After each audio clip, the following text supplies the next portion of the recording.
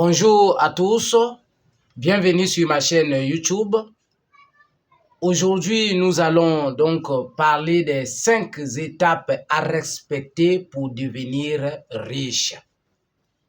La richesse, comme on entend le mot richesse, ça paraît si facile. Et beaucoup veulent bien devenir riches, sans oublier que la richesse a ses principes à respecter. Vous allez certainement aussi me poser des questions après cette vidéo. Est-ce que monsieur, vous êtes déjà riche? Je vous dirais que moi, je ne suis pas peut-être encore arrivé là, mais je suis dans un processus. Parce que dans l'histoire des réseaux sociaux, je ne veux pas venir dire ma vie personnelle. C'est la petite expérience que j'ai et que je vais vous partager ici. J'ai passé des moments très difficiles à tel point que je manquais parfois quelque chose à manger. Mais aujourd'hui, là où je suis, tous ceux qui me connaissent savent de quoi je parle. Donc, je vais vous parler des 5 étapes à respecter pour devenir riche. Alors, vous pouvez déjà vous abonner pour ne pas rater nos prochaines vidéos. Et ce que je vous proposerai, c'est de prendre un petit stylo si possible et de commencer à noter. Alors, la première étape, tu dois donc avoir une mentalité d'acier. C'est-à-dire, tu dois avoir la confiance en soi. Tu dois croire en toi-même. Celui qui ne se croit pas en lui-même, ça ne serait pas facile pour lui de devenir riche. Parce que c'est un long voyage qui commence. Ce n'est pas en un mois, en une semaine, je ne vous promets pas cela. Je ne peux pas vous dire que vous deviendrez riche en 2 mois dès lors que vous respectez ce processus, sinon les 5 étapes. Non. C'est un long voyage. Pour certains, ça peut prendre 6 mois, pour d'autres, 1 année, 2 ans, ainsi de suite. Voilà pourquoi tu dois avoir la confiance en soi. Alors la confiance en soi dont je dis ici, c'est quoi? Tu dois croire en toi-même. Tu dois te dire, oui, moi je vais arriver. Moi je deviendrai riche. Et c'est possible que je devienne aussi riche. Parmi les riches, je serai cité parmi les riches. C'est ça ce que j'appelle la confiance en soi.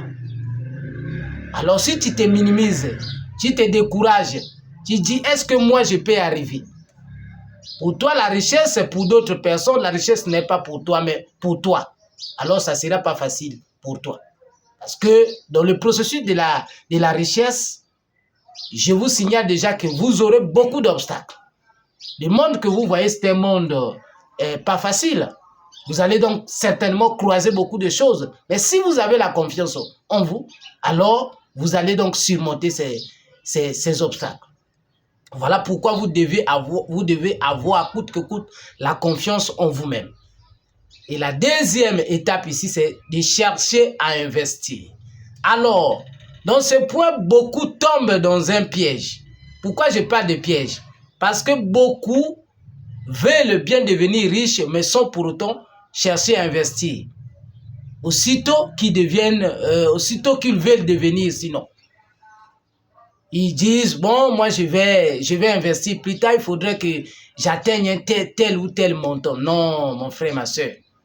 Ce que tu dois faire, c'est de prendre le peu que tu as, tout en sachant que chaque business a un montant d'argent. Donc ça veut dire que les 100 € que tu minimises là, il y a quelqu'un qui cherche ces 100 € pour chercher déjà à investir.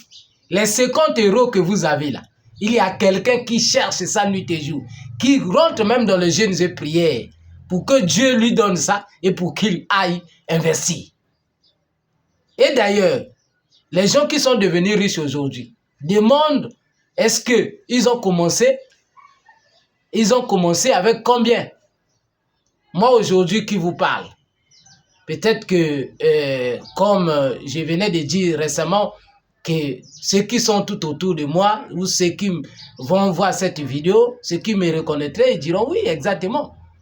Mais j'ai commencé mon business avec combien? Avec un rien. Avec un rien. À l'époque, je sortais d'une longue maladie. Alors, mon papa m'a proposé, il m'a dit, oui, bon, toi, comme tu as une famille, tu ne peux pas rester comme ça. Il m'avait donné une somme que je ne dis pas ici. Ce n'était pas une grosse somme. Moins peut-être de 100 euros. Et j'avais commencé mon business qui aujourd'hui est devenu assez prospère. Dans mon quartier, dans mon petit coin, tout le monde me respecte par la grâce du Seigneur. Voilà pourquoi j'étais en train de vous dire que vous devez prendre le courage. Prenez le courage, le peu d'argent que vous avez là. Cherchez un business qui correspond à cet argent et investissez. Et vous verrez ce qu'il va donc donner. Alors, la troisième étape ici, c'est quoi? La troisième étape, c'est donc l'épargne. On ne devient pas riche sans pour autant épargner. Tu dois prendre le peu que tu reçois et tu gardes. Tu prends, tu gardes. Tu prends, tu gardes. Tu prends, tu gardes. Au bout de 6 mois, une année, alors ça te permettrait peut-être l'argent que tu voulais lancer un bon business pour toi, que tu disais, bon, je vais attendre. Alors, si c'est maintenant beaucoup, tu prends cette épargne, alors tu associes avec ton capital de départ, ça devient l'autre là, si tu veux diversifier tes affaires, ton business, ou sinon tu veux encore injecter dans ton propre business, tu le fais. Alors, voilà pourquoi j'étais en train de dire que vous devez épargner petit à petit. Il y a un adage chinois qui dit « Un long voyage commence toujours par un petit pas ». Oui, parce que la richesse, c'est un long voyage. Pour d'autres, c'est une année, 2 ans, 3 ans. Il y a même des gens qui ont commencé à réussir après 5 ans. Ce n'est pas toujours facile. Alors, la quatrième étape ici, nous allons donc parler de la persévérance. Oui, la persévérance. Quelque chose de très important. Vous devez être persévérant. Vous devez être constant dans ce que vous faites. Alors voilà pourquoi au premier point, je vous parlais de la confiance en soi, parce que la persévérance, vous devez être confiant en vous. La persévérance, vous devez être vraiment persévérant parce que c'est pas peut-être en 1 mois, en 2 mois. Et d'ailleurs, on apprend en exerçant. Dans le business, c'est comme ça. Moi, j'ai commencé à comprendre mon business. Je peux dire que c'est en 2e année. Hein. La première année, je ne comprenais rien. Je ne tournais que comme ça au rond. C'est à partir de la 2e, voire 3e année que j'ai commencé à comprendre. Oui, ça, je dois faire ça, je dois faire ça, je dois faire ça. Ça là, prochainement, je vous parlerai réellement du business que moi je fais. Oui, je vous parlerai de ce business. Je vous parlerai de ce business. Alors, la 5e étape, c'est quelque chose que aucun coach, sinon ça ne sera pas facile que vous entendrez cela ici, là. Les gens ne veulent pas dire ça parce qu'ils veulent vendre aux gens les illusions. Ils pensent que c'est comme ça. Beaucoup de gens viennent parler ici dans les réseaux parce que leur but, c'est d'avoir l'argent. C'est tout. Ils ne veulent pas citer les vraies choses. Derrière cette richesse que vous voyez là, il y a toujours quelque chose de mystérieux. Ça là, je vous le dis. Je me permets de vous le dire. Alors la chose dont je vais vous dire ici, ça va scandaliser d'autres. Ça va peut-être vous frustrer. Non, que ça ne vous frustre pas, mais je vous dis sincèrement la vérité. C'est ce que j'appelle ici une dose de spiritualité. Une dose de spiritualité. Difficile à avaler, mais c'est vrai. Alors, je ne vais pas vous dire ici d'aller intégrer les loges, d'aller voir les marabouts, ceci, cela. Non, non, non. Nous avons un bon Dieu créateur. C'est certainement dans nos prochaines vidéos, nous allons vous parler des obstacles que j'ai eu à croiser, des choses terribles. Parce que c'est un monde de concurrence. Le business dont tu vas commencer là. Il y a d'autres aussi qui sont dans de tels business. Dans ce business. Est-ce qu'ils vont te laisser comme ça?